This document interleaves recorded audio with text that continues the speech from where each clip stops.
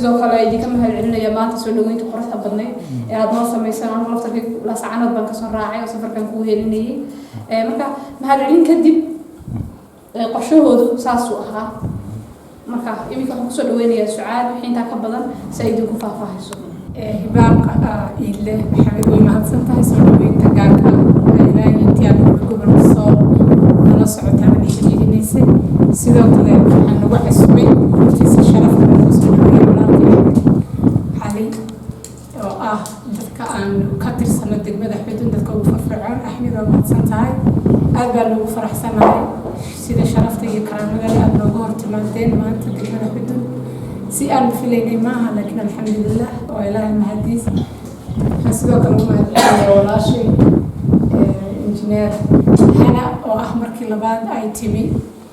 gobolka sool gaar ahaan degmada xudun iyo magaala madaxda laascaanood gobolka sool iyadoo runtii muujinaysay dhibaatooyinka deegaanka ka jira xagga waxbarashada caafimaadka ama jidadka waxyaalaha aan ku guuleysanay labadii sane ugu dambeysay waxyaalo badanna ay yihiin waxyaalaha ugu waaweyn aan ugu yimid sanadkan waxaa ka mid ahaa jaamacadda gobolka sool weyn Nugaal University oo aan labadii sano dambe isku taxallujinaynay inay noqoto jaamacad ka mid ah jaamacadaha waddanka Soomaaliyeed ardayduna ay si fiican ugu barato gaar ahaan ardayda badan ee gobollada soo ka soo jeeda ee baahida badan u qabto waxbarashada haddana nasiibka u siinin inay ku helaan sanadkii soo dhaafay bishii 11 waxaanu ku qabanay fundraising jaamacadda ah inaanu helno ardayda ama aqoonta ah ama danyarta ah ee waddanka Canada magaalada madaxda Toronto nasiib wanaag waxaanu u yeelanay inaanu helay 35 arday oo sanadkan bilaabaya oo 4 sano lacagtoodiiya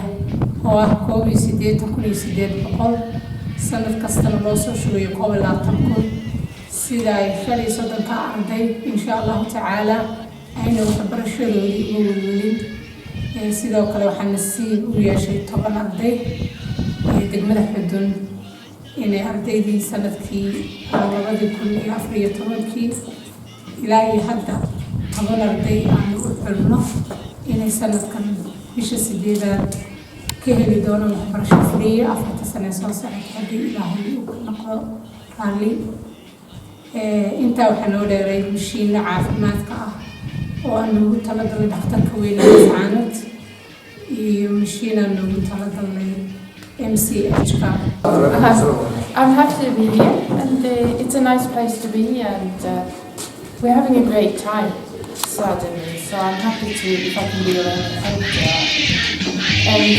it's nice being here.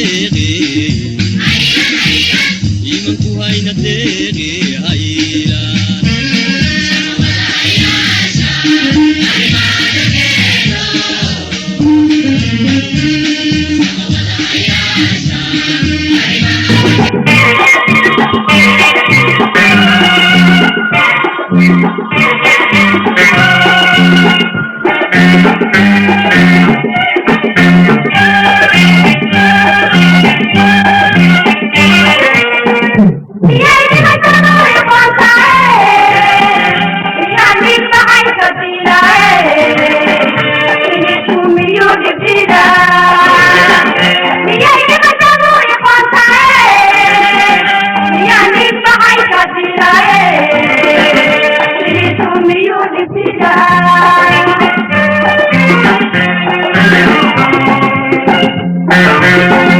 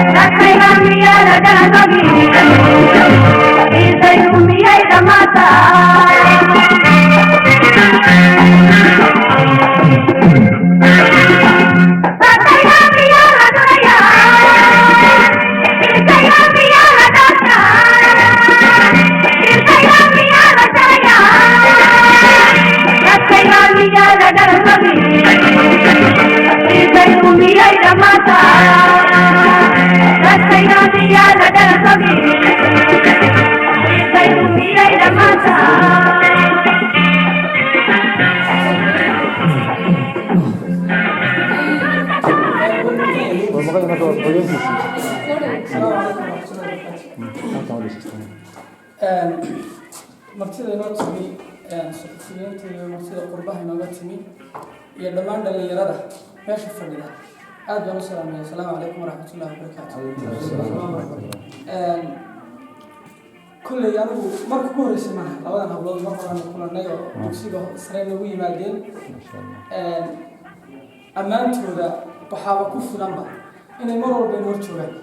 khaasatan inantan suudishka ah oo iyadu aynu aad ugu mahad celinayno marka innagu waxaynu abaal u haynaynaa qurba joogteena khaasatan kuwa dareensan in degmadii ay u baahan tahay horumar ay u baahan tahay caawinaad qofkuna inuu macnaha ku yimaado waxba saasaba ku tarin oo ku arko ayaa waxay ka muhiimsan tahay waxyaaba fara badan anigu oo ku hadlaya afka dhalinyarada degmada xudun sportiga midnimada waan ciyaaraa iyo ururka horseed oo ah urur weyn oo ballaaran oo ka jira meelo badan waxyaabo yaryar baanu qabanay markaas oo awoodayada ahaa oo caqabado badan baa jira oo markaad hawl bilowdo caqabadana waa imanayaan caqabadahaas waxaanu isku dayaynay sida ugu muhiimsan ama ugu fudud inaan ugu gudubno waxyaabaanu ka gudubnay alxamdulilah waa jireen waxyaaba noo harsanaan dhammaanayna waa jira intaas waa intaa isboortiga degmada in la caawiyo oo waxyaabaha keliya ee lagala dagaalami karo dadku inay qabyaalada gasho oo in isboortigii tiimkii isjeclaayo oo uu magaranaysa iska ilaabo jacaylkii kale ee qabiilka uu jeclaanayay ayaa waxay ahayd sababaha ugu waaweyn aan xooga saaray